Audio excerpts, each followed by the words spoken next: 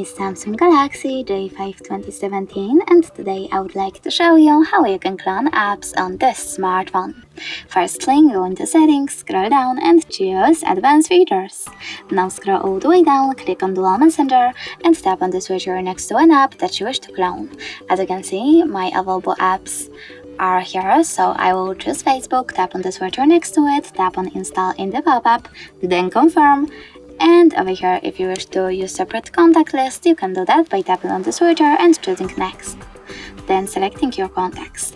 But I don't want those, I will just go back and wait a bit.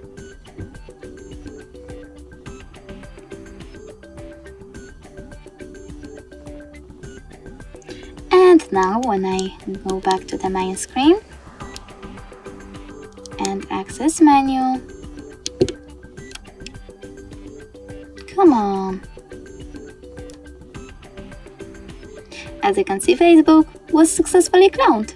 Thanks so much for watching. If you enjoyed this video, don't forget to leave a like, comment and definitely subscribe. Bye!